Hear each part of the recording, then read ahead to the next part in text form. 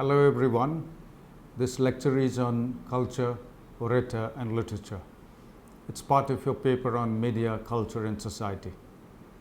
This lecture exemplifies how culture can be understood in both oral and written forms.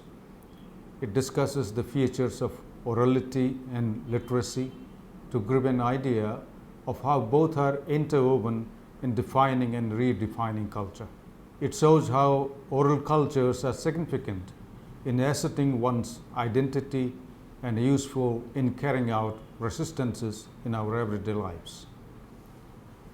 At the end of this presentation, you will be able to differentiate between primary orality and secondary orality and evaluate their role in understanding the process of identity formation, persistence, and dissemination of knowledge. You will also learn how certain communities derive their notions of identity and existence through what is called oral narratives. This presentation will also equip you to understand how myths and legends are potential carriers of resistant behavior. Now let us try to understand orality and literacy. Orality, as the term suggests, is that which characterizes speech. We need to understand it as a culture where speech gains prominence over other forms of signification. In other words, it refers to a culture where meanings are conveyed through speech or spoken words rather than in written form. It is usually opposed to literacy.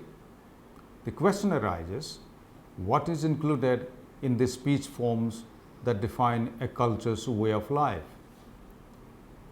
It may include myths, proverbs, tales, music, and so on.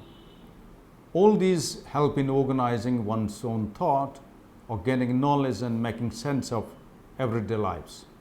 The analysis of oral systems of thought is best approached through the work of Levi Strauss, whose structural analysis of primitive myths provides a form of reasoning suitable to oral societies.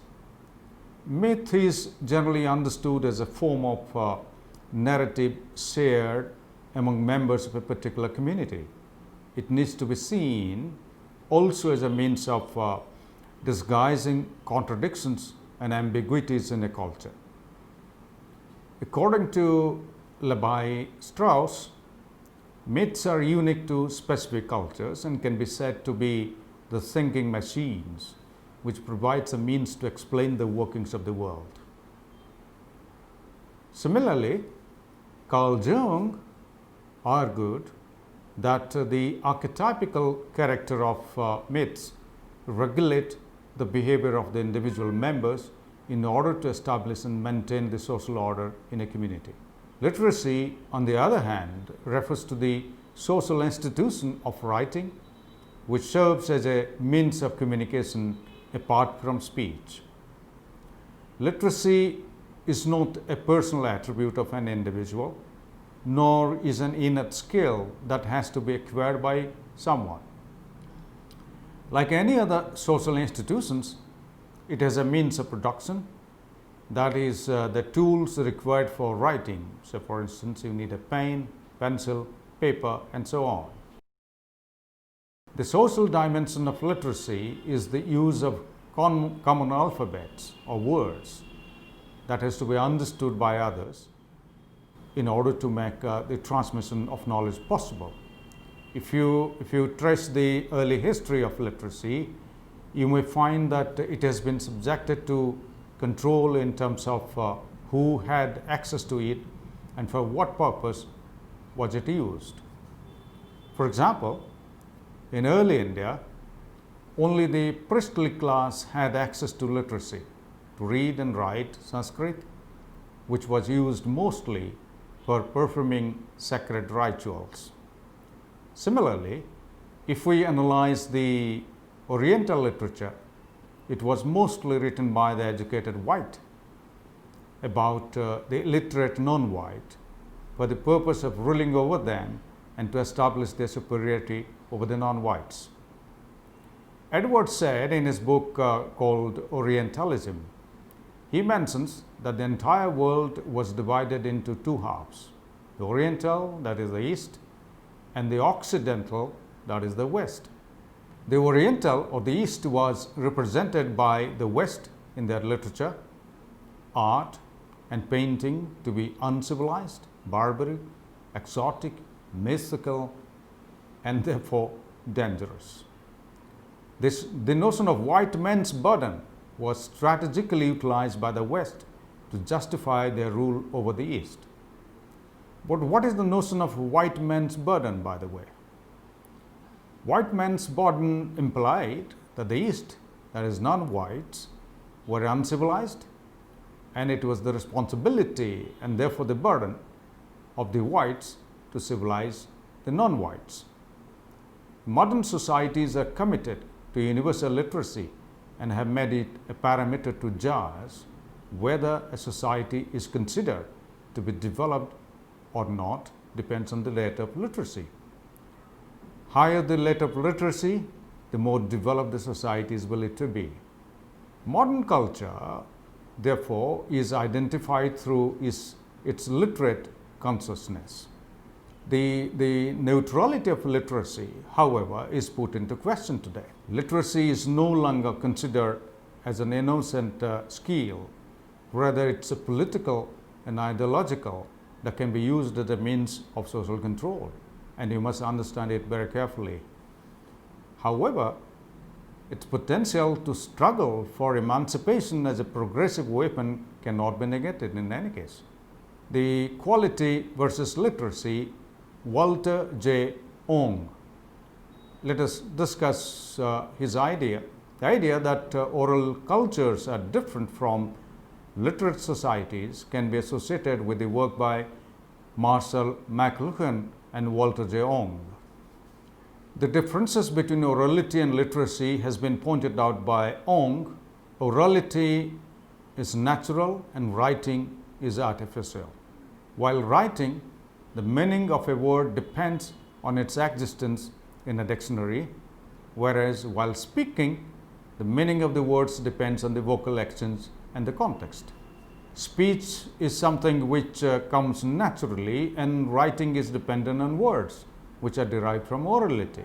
For example, when a drama is performed, a script is prepared for the performers. The words written on the script is something which is derived from the speech or orality. Orality has no rules, whereas writing has a set of rules. While writing, one has to make a conscious effort that each sentence has a meaning and that there should be flow or connection in the sequence of how next sentences are arranged. It's not necessary to establish a logical connection in orality, as it depends much on the context where the speech is taking place and can be articulated as per the need of the situation. For example, when a writer is writing a book, he or she doesn't know how the potential audiences will be for the book and what questions they will have in their mind while reading the book. So the writer has to make effort to establish a logical connection or connections. On the other hand, when you are speaking in front of a gathering, you are in a position to articulate your statements as per the queries of the audience.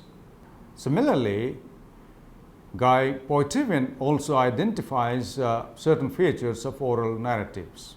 For instance, the narrative is an act of cognition which is concrete and universal. The cognitive patterns are incorporated in sequences of events. The narratives are primarily community discourses and not individual acts of speech. It's used to meet the ideological and the moral needs of the community. The narrators cannot mold or change the words at their own will. They have to follow a pattern which has a beginning, a middle, and an end, to which nothing can be added or deleted. Narratives are decontextualized and autonomous texts which reach the audience as pure oral text only. What the audience does to this narrative in terms of interpretations opens up a new referential dimensions instead of a single reality shared as a reference. Now let's discuss about primary and secondary orality. Ong considers that a better understanding of present-day literacy text can be arrived at by looking at the cultural past of orality. According to him, there are two types of orality, primary and secondary. Let's discuss them in a little more. First, about primary orality. It is considered to be the earliest and pure form of orality or speech, which is untouched by writing or even print. It is something which still exists in the verbal form and is maintained through repetitions by its practitioners. For example, the folk tales, indigenous knowledge forms, colloquial proverbs, they are all something which are not written, rather they are passed on from one generation to the other through verbal communication. Ong therefore stresses that there is an element of deep humanity in the processes of primary orality. It cannot cope with the present-day electronic media. On the other hand, R.S. Curry found in a study that the judges make use of the local proverbs and draw from the local language while delivering their judgments. And therefore, this is akin to what Ong says. A difference is made between the sacred law and the constitutional law. The villagers didn't have faith in the legal system, rather considered their indigenous way of solving legal disputes to be the best option available for them. In case of secondary orality, it is a totally dependent on writing and print, like the programs on television and radio, which are dependent on scripts.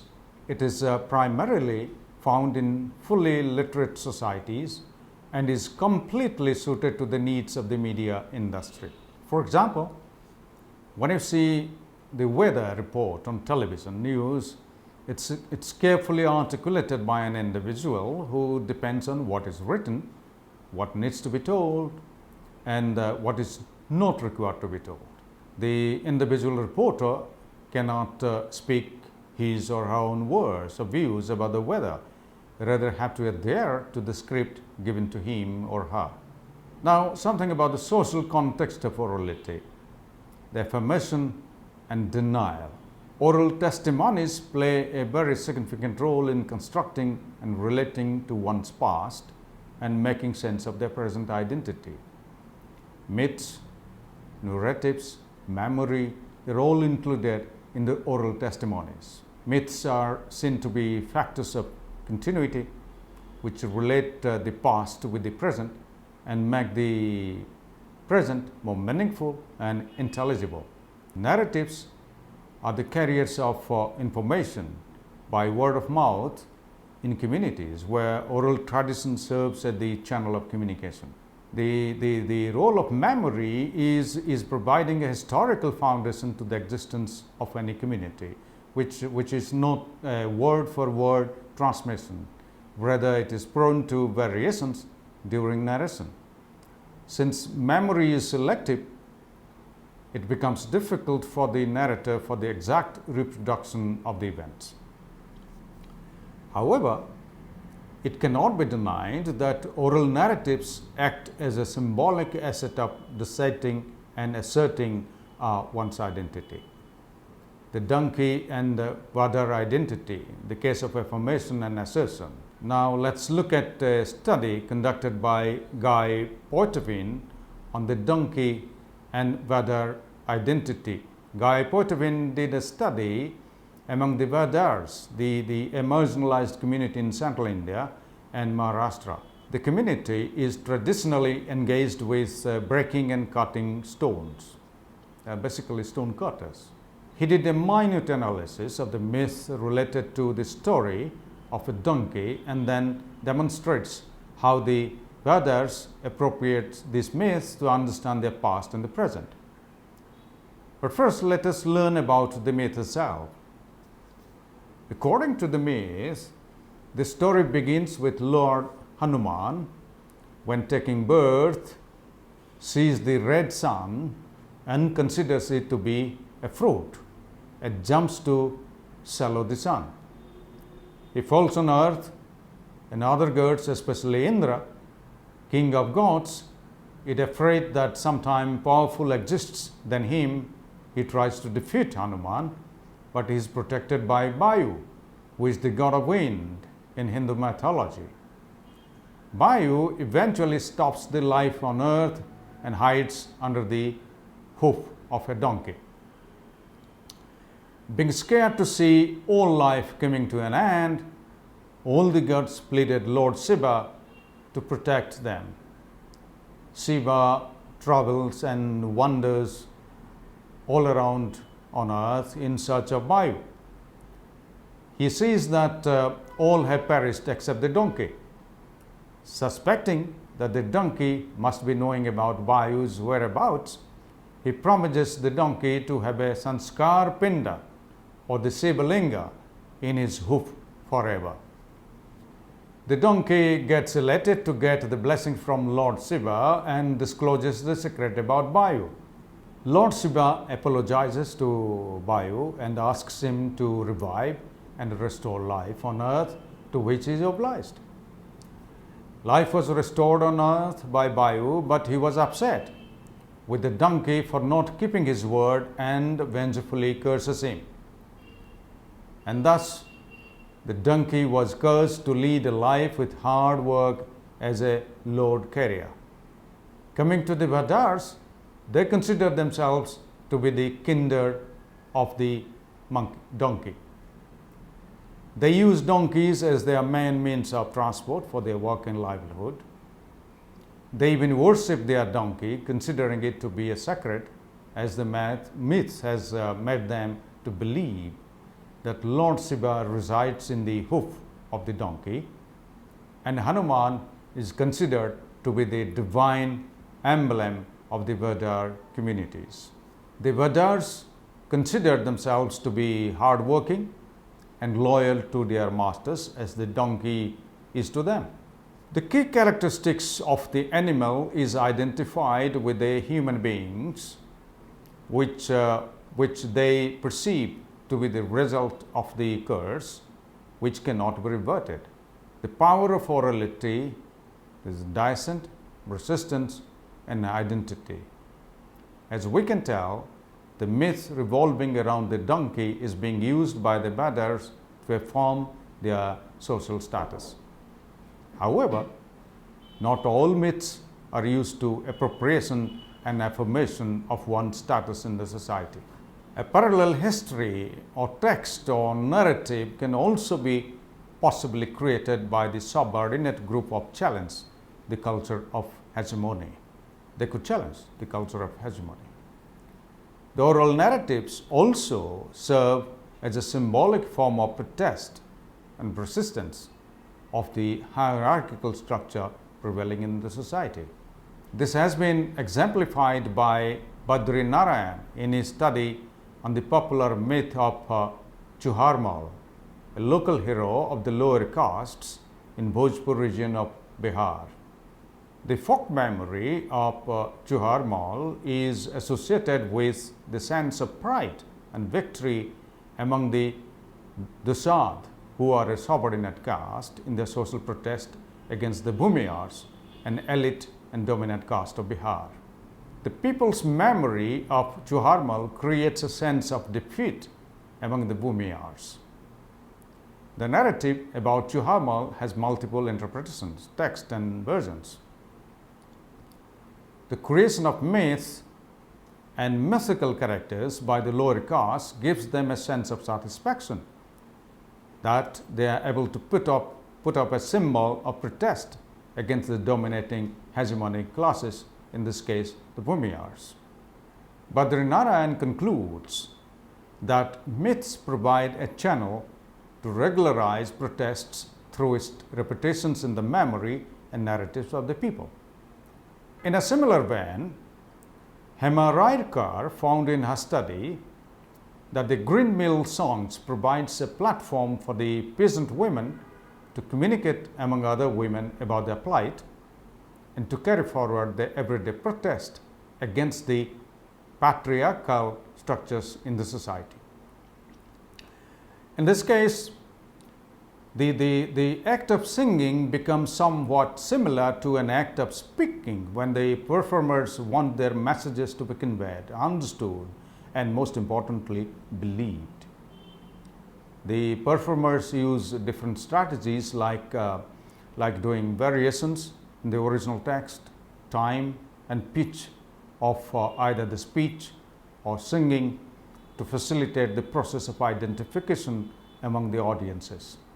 A green mill song is both an act of submission as well as resistance. By submitting to the conventional pattern, the performers develop and strengthen a sense of community cohesiveness, and community cohesiveness is very important in this case.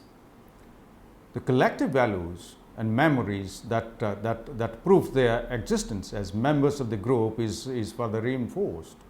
An oral performance evokes a kind of response from others as well as gives a satisfaction for the performers.